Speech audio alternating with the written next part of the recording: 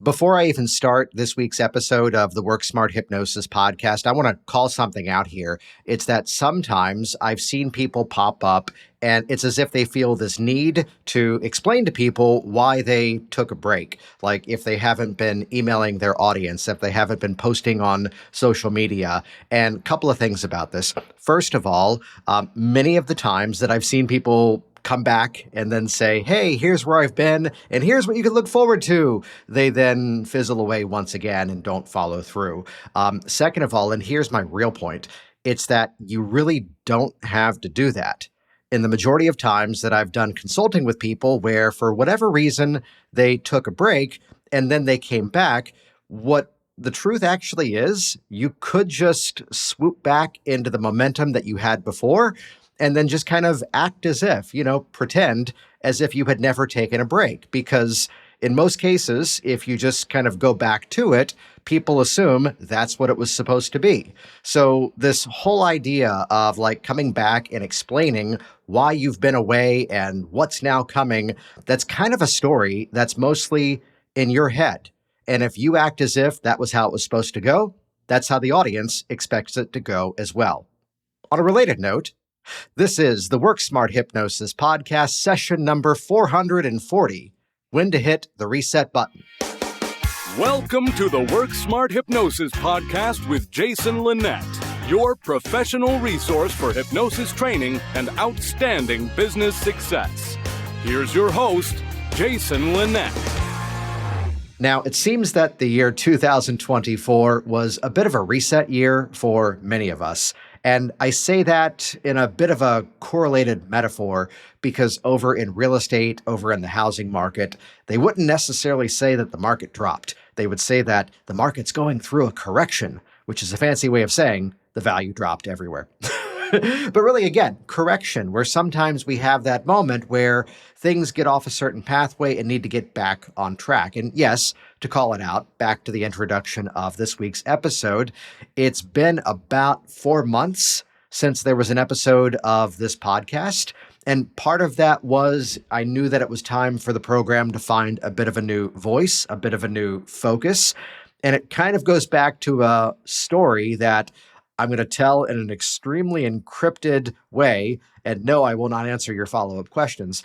But there was an episode of this Work Smart Hypnosis podcast that I put out that I almost deleted. And it was an interview where someone came on and talked about their work in a very absolutist, very close-minded way. And I didn't engage.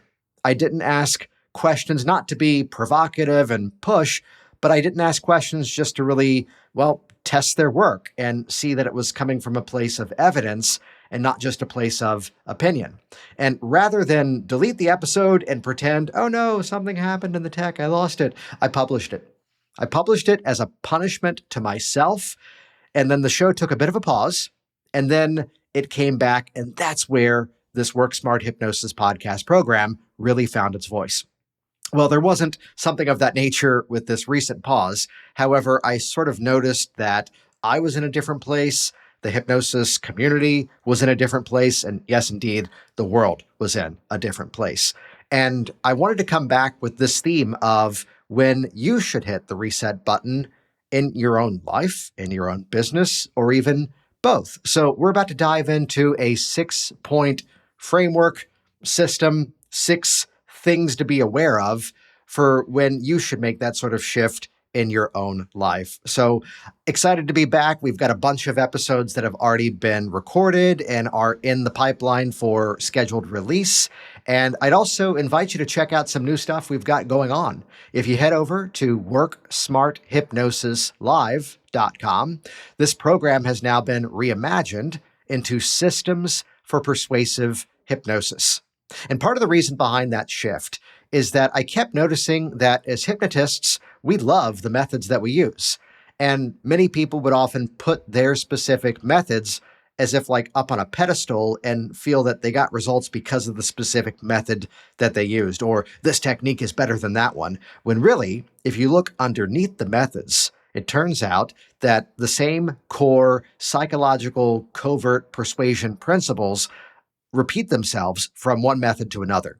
And there's really only a few sort of foundational core principles that make all the work that we do effective, whether it's a hypnotic change method, a hypnotic induction, deepeners, basically everything. So my whole focus has always been that when you understand how the method works, but also why it works, that's when you're better equipped to customize it specifically to the person in front of you. So this is part of why for this upcoming program, about half of the people are brand new and just beginning their journey learning hypnosis for the first time and diving in with systems for persuasive hypnosis. And likewise, we've also got people who are already trained and certified and looking to streamline and better refine the work that they do to get more consistent results. So if you're curious to check out more, head over to worksmarthypnosislive.com, watch the video, check out the details. In addition to that, this is brand new and we're excited. Head over to doitnow.vip. And yes, that's an actual website, www.doitnow.vip. This is something that people have been asking for a number of years. And it's that now, if you're tired of struggling with the technology of building out your websites, or your funnels, or more importantly, the automations that make everything run for you even when you're sleeping, we're now offering that as a service. I'll tell you in advance, this is clearly not going to be a fit for everybody, though for those of you that are looking to take your message out to a much bigger audience and build greater consistency and growth in your businesses, check out the details. There's a couple of videos and an application over at www.doitnow.vip. And with that, here we go. This is session number 440, when to hit the reset button. I have 6 points for you to measure when it's time to hit the reset button. And for some of you, you might need all 6. I needed all 6. For others of you, you might just need 1. So stick with me here. I share this as a framework. However, you may not need all the ingredients of the recipe here. So first of all, when your procrastination isn't procrastination. So let's look at this one for a moment, because a lot of people would label a problem as being procrastination. Oh, there's this thing that I keep putting off. There's this thing that I keep delaying. Oh, I procrastinate, and that's the problem. Well, is it? See, here's something that I've learned of myself. It's that very often, if I end up procrastinating on something, it's because there's a really better reason underneath why there's something I just don't want to do. I'd give a very simple example of something that was a thing in my own business that I kept putting off, I kept delaying, and as I really looked at it, it presented itself as procrastination. And this might be a thing a lot of you need to hear. It's that as I really looked at that specific thing that I kept delaying was the moment that I kind of looked at it and went, you know what? This is a thing that we're doing because we feel it's important. However, it's not really driving any business. So really, the reason I was putting it off was because it was a thing that wasn't quite working the way that it did before. And really, the solution was, I didn't just need to delay it, I needed to stop it. I needed to cut it out entirely. And as soon as I did that, I'll tell you, as soon as I did that, it's the whole moment where the smoke kind of cleared and I saw what really needed to happen instead. And as a result of that, things have been stronger, things have been more consistent, and our success in our business as well as our client wins have been substantially higher. So trigger number 1 of when to hit the reset button, when your procrastination isn't procrastination. The second point here, when the comparison isn't just comparison. So here's the thing. There's a quote that I know I've mentioned here before, and it's a quote that I heard wrong the first time that I heard it, because I thought the quote was never compare your beginning to someone else's end. And it turns out the quote was actually never compare your beginning to someone else's middle. And I loved that proper version of the quote even better, because we're all on our own individual journeys. We're all on our own separate adventures. And I mean, even to look at me and the stuff that I do now, I mean, some of you need to hear this next story. I was the person going through a hypnosis training and certification program, really with zero interest of actually working with clients. And then it became the thing that was the predominant focus of my life for like 13 or 14 years. So be flexible. be adaptable along the journey. But this quote about when the comparison isn't just comparison. And it's that sometimes when we're running that comparison of ourselves to others, look deeper. It may not just be about what they've done or what they've accomplished or what they have or maybe don't have, or what you have or maybe what you don't have. It may be instead something in terms of a changing of your own values, a shifting of what you find to be important. And again, never compare your beginning to someone else's middle. It may be that you are on a specific pathway that no longer is your specific pathway, which I did not plan this. I'm looking at my notes here of point number 3 about when to hit the reset button. And holy crap, does this set up for an amazing transition. And I'll tell you, number 3, I should have maybe just done this entire episode just about number 3. When the goal is not your goal. When the goal is not your goal. And this shows up in a number of different places. It's where sometimes in a relationship, you may be moving towards a specific outcome that's a bit more in the category of should, as opposed to what's right and what ought to be there. Sometimes in your business, you're going after a goal that you kind of realize isn't necessarily your goal. It's something that aligns with what others tell you that it ought to be. Or sometimes, a lot of you need to hear this one, for working with your clients. You cannot want the goal more than your client does. And I'll tell you my favorite example of this. There's a friend of mine who his name is Damon Burton. He runs a company called SEO National, like search engine optimization and national. And it's something that he has in his contracts for his clients. It's like a big print, big block letters. It's a bigger font than the rest of the entire agreement. But it basically says something along the lines of, this is the part you need to read before you sign and pay me. And it's where I found myself in a couple of different projects that I did in the last really 12 to 18 months, having to chase people down, having to remind people to do things. And this occurred not just in business arrangements, but also with private clients. You know, if you find yourself in the scenario where you keep having to remind people of things, you keep having to push them, you keep having to nudge, you keep having to reach out to them and go, hey, checking in, you know, hey, when you're ready to come back. But really, when the goal you want isn't really your goal, that is a major moment to then do that reset. I want to repeat that one more time here. When the goal you want isn't your goal.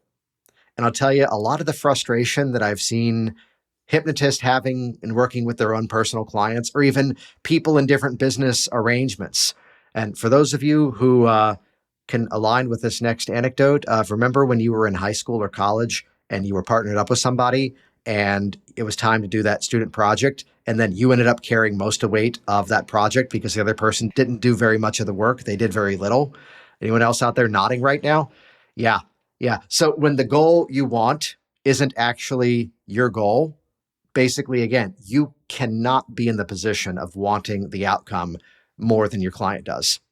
Now, I'll tell you though, sometimes calling this out has been a reset method for other people. Sometimes I've got a story that I'm very intentionally keeping cryptic here. It's not even involving the hypnosis industry, yet it's where I entered into a project with somebody in 2024 that just the amount of poking and nudging and chasing them down to get answers to things was, by the end of it, comical. By the end of it, ridiculous. And I finally had to say it. I go, hey, here's all the things we talked about, and we accomplished just a percentage of it. And it turned out to be a bit of a wake-up call that they needed to do their own reset and help to, again, unlock back to point number 1, when your procrastination is not procrastination. Maybe one of these days we'll just do an episode that I just sit here and repeat over and over. Hey, you can't want the goal more than your client does. Which relates to point number 4 of when to hit that reset button. When you need to stand up for something. I'll hit it again. When you need to stand up for something. I don't have the original quote. I wrote it down, but I'm pretty sure this might have been a paraphrase. Then again, we might actually know the rap lyric of this quote better. And yes, indeed, here comes your musical theater reference of the episode. It's where, I know, right? Yeah. Alexander Hamilton, if you don't stand for something, you'll fall for anything. And yes, in the musical Hamilton, Lin-Manuel Miranda rewrote it to be, if you stand for nothing, Burr, what do you fall for? So my version of this, again, in terms of when to hit that reset button, when you need to stand up for something. Now, I'll talk about this one here in a context that most of you would align with, which is there are people who are well-known trainers in any industry, not just hypnosis. And when you ask people, how was the event? How was the workshop? Their response is basically only saying positive things about the person. And here's a filter that I always look for. What have you done with the information? There are people who are well-known speakers, presenters, trainers, instructors, put them all in the same category. And when you ask, how was the workshop? They only can talk about how nice the person was. And you start to look closer and you realize there really aren't any student wins. Everybody else is sitting at the feet of the master and pointing up to the person and going, look how great they are. So when you need to stand up for something, I don't ever intend to be the person to point a finger and say, this one person is this. However, I do always encourage, look closer. And you want to make sure that the person you're learning from has actually had their own success. The testimonials they're sharing are actually about their own business and their own results. And Google is your friend. Look around. Sometimes you need to have this wake-up call to go, hey, wait a minute. There's not really anyone putting this stuff into use. And it's all based upon something that, well, here's where I'm getting at this. And this is, again, widespread in information marketing. The number of people who are teaching principles around high ticket and how to earn money. And these are people who never really did it themselves and only had a high ticket business of their own once they could sell you on the idea that you could have one too, which means they really haven't done it for themselves. So that is something I've been a bit more vocal about in recent years. And again, the bigger perspective is if everybody can just point back to the individual and say, hey, this is how great they are, that's a red flag. And I will mention two things of my own here, not necessarily for plugs, but it's going to give you some of the strategy as to why I've done what I've done. If you were to go to the website that I mentioned, worksmarthypnosislive.com, the majority of that page is other people talking about what they've done with the training since they've gone through the training. We're in a different reset phase right now in business where the superlatives of world's greatest and best effective and the leading instructor on, the stuff that people say that they made up themselves and pulled out of their butts, that really isn't working so well these days. You can't just puff up your chest and say, this is a groundbreaking program. You need to show people that it's groundbreaking. So this is where a number of people in different industries have reached out to me over the last couple of years and go, hey, the stuff I was doing, it kind of stopped working. What's going on? It's like, well, market sophistication. So one of the things that I've been politely yet political in my vocalization of is, again, standing up for the fact that you need to speak to your audience in a way that now demonstrates what actually happens. So I mentioned the worksmarthypnosislive.com page. I mentioned the www.doitnow.vip page, where, again, it's more other people talking about the results they've had going through my stuff rather than me puffing up the chest and patting myself jokingly on the back and telling you how awesome I think I am. Anyone can do that. When you let others speak for you, it proves what needs to be proved. So what do you need to stand up for? I'll wait. Okay, waiting over. Point number 5, when to hit the reset button. When telling someone no is the best thing you can do for them. I'm going to say a whole paragraph in one sentence. Sometimes people need to get used to the fact that you're allowed to tell them no. Some of you needed to hear that. And it's something that I need to remind myself of too. And sometimes telling someone no is the best thing you can do for them. Now, this kind of points back to the previous point about when the goal isn't your goal. And I mean, the opposite of what we do for these build out services that we now offer is that, well, here's a person who had reached out to go, I have zero interest in doing any work with my marketing. I don't want to do any of it. I just want you to do it all. And I can't pay you, but you can take a percentage. I'm like, if you're not excited about selling it, I can't get excited about selling it either. And reality is, running any segment of your business to do it right, it begins as a full-time job. And sometimes telling somebody no is the best thing you can tell them. Which, of course, now I have to go off on a random tangent about the late Paul Rubens. Yes, indeed, Pee Wee Herman. Set aside what happened in part of his life story, yet the origin of this was that Lorne Michaels, the producer, creator of Saturday Night Live, said to a young Paul Rubens, you know what? You really can't make a career out of just doing one character, so that's why I don't think you're a fit for this show. And so Paul Rubens set off to then prove that statement wrong. And he did. So that moment of being told no became that inspiration. It's where a few of you out there have reached out to me over the years and go, what do you think about this project? And at times I have been wonderfully encouraging to go, that's amazing. That's what everyone needs. You need to put that out there. And others I've gone, yeah, wait, I just said the nice thing. Wait, no, you can't do it. I don't believe in you. Prove me wrong. I don't know what your motivational methods are. So you can do it, or no, you can't. Just hear whichever one you need from me right now and use that to reset your own business and life moving forward. The final point on this one is probably the thing I've quoted more than anything else over the years. Steve Martin, when you're ready to become so good, they can't ignore you. There are conversations, and I'm going to say this next thing without any ego, without any puffing up behind it at all. There are conversations I've had over the years of people who showed up within this hypnosis industry and then kind of disappeared.